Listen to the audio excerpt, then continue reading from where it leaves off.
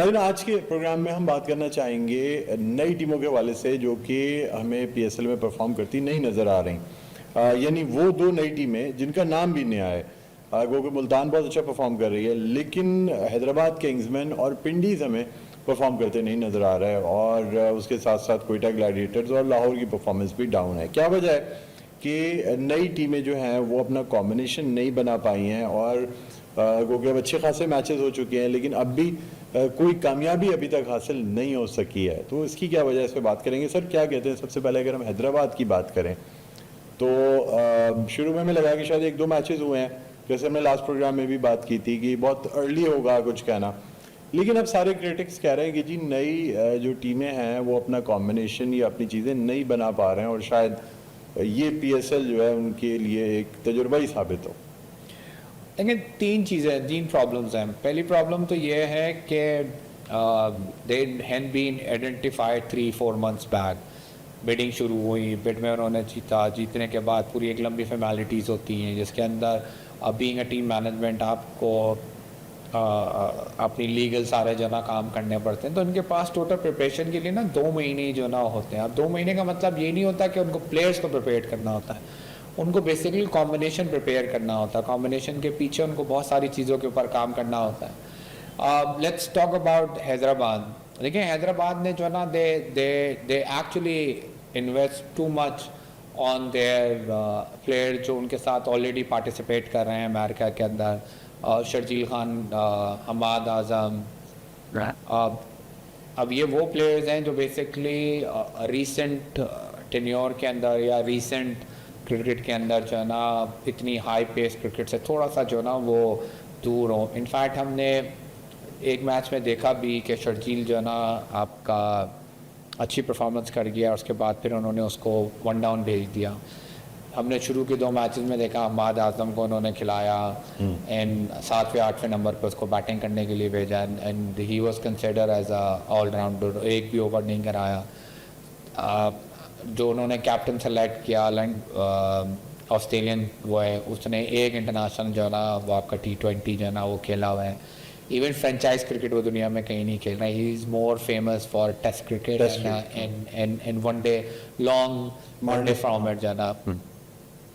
तो आप जब इस किस्म की टीम जो है ना बनाने के लिए जाते हैं तो वहाँ पर सारा प्रेशर जो है ना वो आपके ओपनर्स के ऊपर आ जाता है। दे साइम अयूब, अनफॉर्चुनेटली वो जिस पीरियड से गुजर रहे हैं पिछले 1 साल से, वो ख़ुद अंडर परफॉर्मिंग हैं। उनके ऊपर ख़ुद अपनी जो ना सर्वाइवल की जो ना वो जंग चल रही है। उन्होंने माँ सदाकत के ऊपर इन्वेस्टमेंट की है। इज़ यंगस्टर और उसके ऊपर इतनी जो ना इतना रिलाई करना is not justified to him. तो I personally think their team selection is wrong, their team management is wrong, और मे बी ये पहला साल है इस वजह से जो ना इनसे ये गलतियाँ हुई हैं। Next year they will come up with a better plan, they come up with the right players, right form of players जो बेसिकली इनके पास आके इनकी टीम के लिए जो है ना वो परफॉर्म कर सकें। कमर्शियल वैल्यू बड़ी इंपॉर्टेंट होती है किसी टीम की।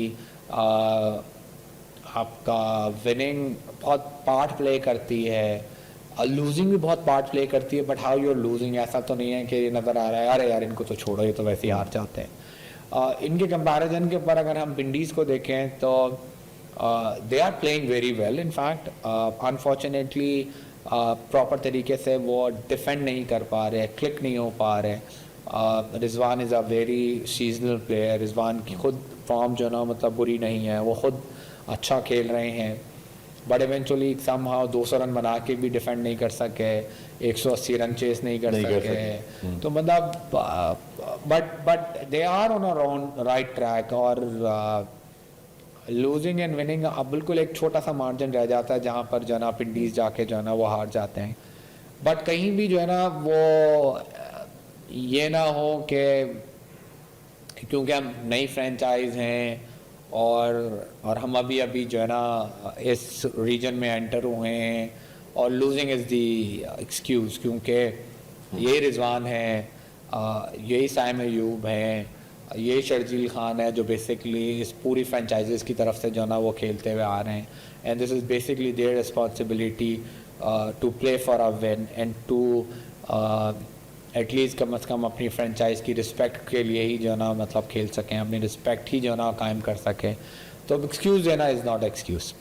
आप समझते हैं कि ये नई टीम होना कोई एक्सक्यूज नहीं है, तो नई हो या पुरानी परफॉर्म करना चाहिए, और दूसरी नई टीमें भी परफॉर्म कर रही हैं, खिलाड़ी वही हैं, कमोबेश कोई एक आध यंगस्टर हो सकता है, लेकिन सर क्या टीम मैनेजमेंट से इतना फ़र्क पड़ता है कि पूरी टीम के खिलाड़ी जो हैं वो दूसरी जगह परफॉर्म कर भी रहे हों तो नई टीम में आगे परफॉर्मेंस छोड़ देते हैं?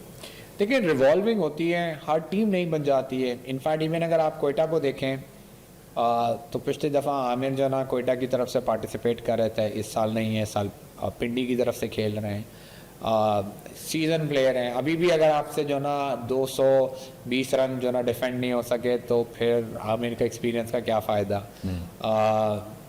साथ साथ जो है ना देखिए माहौल बड़ा होता है, माहौल के अंदर जो ना आपका और प्लस प्लेयर्स की अपनी फॉर्म बहुत बड़ी इंपॉर्टेंट होती है।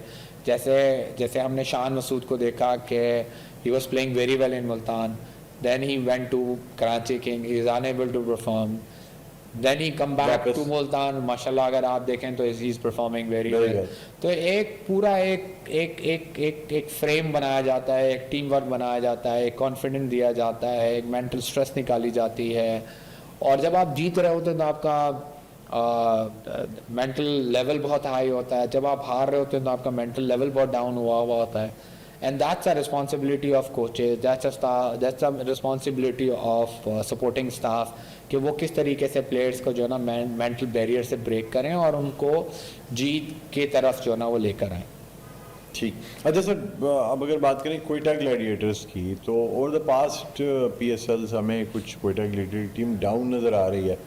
स्ट्रगल किया उन्होंने लास्ट PSL में, थोड़ा सा ऊपर आए, लेकिन फिर वापस से अब हमें ऐसा लग रहा है कि शायद उसी ट्रैक पे चल गए जिस पे पिछले 3-4 PSL चलते रहे। क्या कहेंगे आप? देखिए कोयटा के साथ जो बेसिक प्रॉब्लम ये है कि Quetta is not ready to take the experiments, and अगर आप लास्ट 11 साल से देखें तो they have a same staff, they have a same head coach, नाम चेंज हो जाता है, कभी उनकी पोजीशन डिफरेंट हो जाती है, but he is the coach, Moin Khan sahab जो हैं। The team management is same, Azam Khan वही है, आपका नबील जो है ना मतलब पिछले 5 साल से जो है ना उनके पास जो है ना बैठे हुए हैं, फैज़ान उनके पास जो है ना 5-6 साल से जो है ना मतलब बैठे हुए हैं आपका, and they are the whole team is under performing and they are unable to deliver the promises. वहाँ पर जो है ना इनको ज़रूर सोचना चाहिए। दूसरा, जिस वक्त आप टीम कॉम्बिनेशन बनाने के लिए जाते हैं तो आपको ये देखना पड़ता है कि आपके मैचेस कहाँ पर हैं, आपके मैचेस कौन से सीज़न के अंदर होंगे, उन सीज़न के ऊपर इन्वायरमेंटल इफ़ेक्ट क्या होगा। मोस्ट ऑफ द मैचेस जो ना अगर हम इस आपका रीजनल प्रॉब्लम्स को अगर हम साइड में रखते हुए फिर भी सोचें तो हर ग्राउंड के ऊपर ड्यू होने थी। कोयटा ने 2 पाकिस्तान के प्रीमियम फास्ट बॉलर्स, उसी 2 प्रीमियम स्पिनर्स को जो ना रिटेन किया, बरार और कहते हैं तारिक को। अब ये दोनों वो बॉलर्स हैं जो basically they are just spinners, they are not an allrounder, they are not Shadab, they are not